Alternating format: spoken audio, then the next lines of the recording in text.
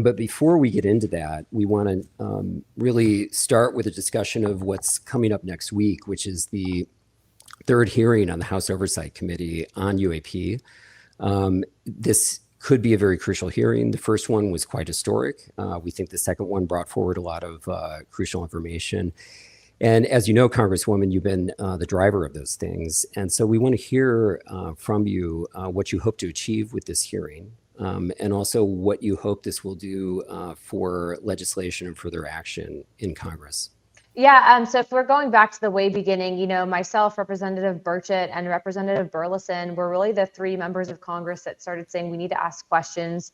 And frankly, when we first started bringing this up as a discussion and presented it to oversight, a lot of people said, you can't do this. These people are kooks. You're going to basically ruin your political career.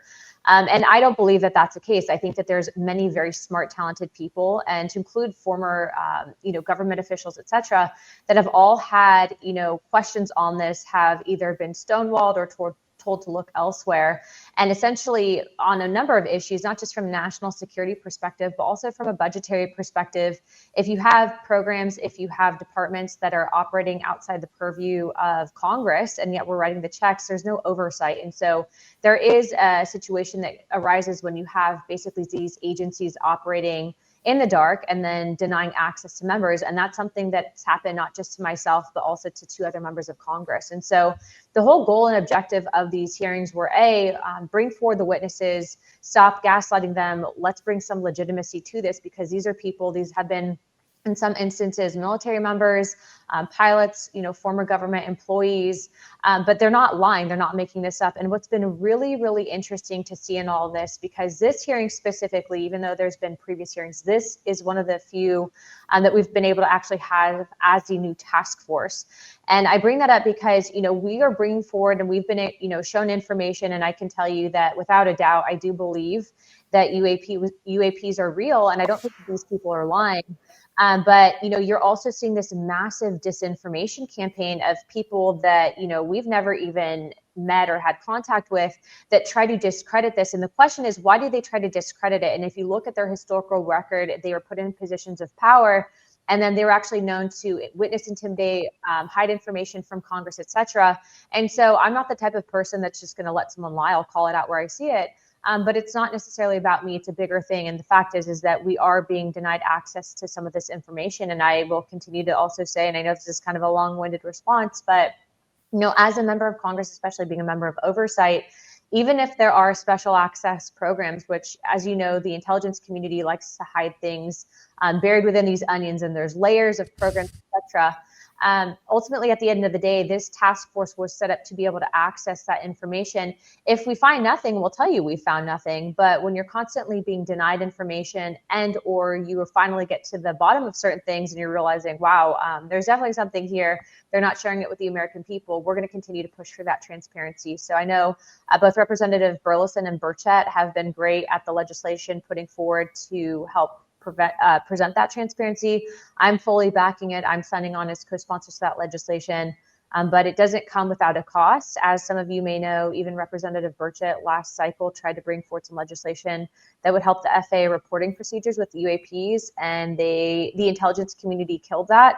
And then ultimately, he drew a primary challenger in his congressional race that was backed by some of the members of House Intelligence because of that. So it's definitely an internal fight here in Washington, but I will tell you, don't listen to the naysayers, because they're the ones that are not in the weeds on this.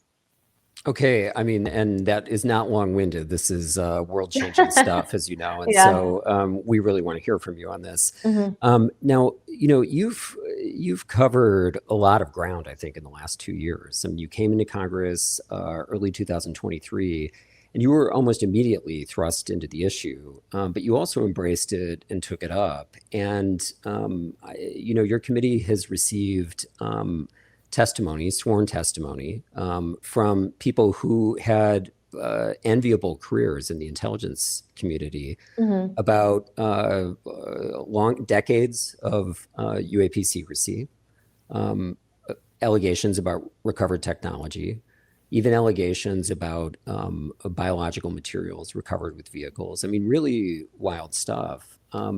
So could you speak to what you think the most credible testimony has been even if it's about some of this weird stuff, but also about other things that I think people they know less about what you guys have heard. I mean, you said recently in public that you were exposed in a classified environment to some pretty compelling photographic and visual evidence. Yeah, what I can tell you is so far, I think the best hearing that we had was that first hearing. And so far, David Grush has been someone that I've actually, and it's really bizarre to see the attacks that come into some of our witnesses, especially after we announce them. But so far, he's been able to not just help point us in the right direction as far as being able to turn over the correct rocks and then also flush out who both the good and bad actors are. But, I was also in the military, and when I'm interacting with him, I do not get any sense that he is full of nonsense. I think that he takes this very seriously. And then when you realize that a lot of these witnesses, look, we had tried to get another hearing with the task force before this one, and every single witness we had reached out to said that they didn't want to testify because they were scared for their life. And these were not people that you see in the media. These were not, podcasters or anyone who's made a career talking about it. These were legitimate, former military and or military contractors, and they were literally afraid of being killed. And then you had David Grush tell us directly that he was actually felt in fear of his life, and some weird things had happened prior to that first hearing. And then I would encourage all of you to actually reach out to him, because even just yesterday I actually went into the skiff with David Grush and Eric Burleson. And prior to that skiff meeting happening, there was something really bizarre that took place with David Grush, and it's being handled at the law enforcement level. But, things like that happening are not normal, especially being that David Grush is currently Eric Burleson's congressional staffer. And so you're seeing a lot of stuff now flush out. And what I can tell you is we are trying to actively push to release the information that we've seen to the American people. And so again, you have this aspect of this disinformation campaign that's taking place, trying to discredit it.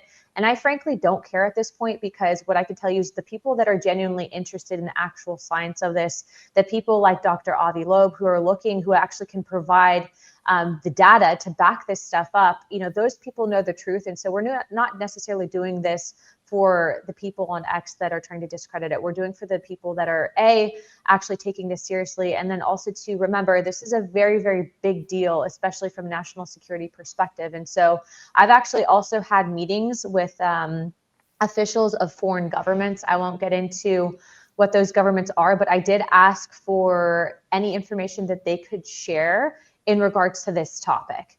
And I bring that up because the US government is not the only government that has taken a particular interest in this. And there are going to be, I think there's going to be some information presented in the upcoming hearing from George Knapp on the topic. But again, we've been able to branch out and talk to other governments in regards to this. So ultimately, I was happy to support Dr. Avi Loeb's efforts, specifically on what he's doing.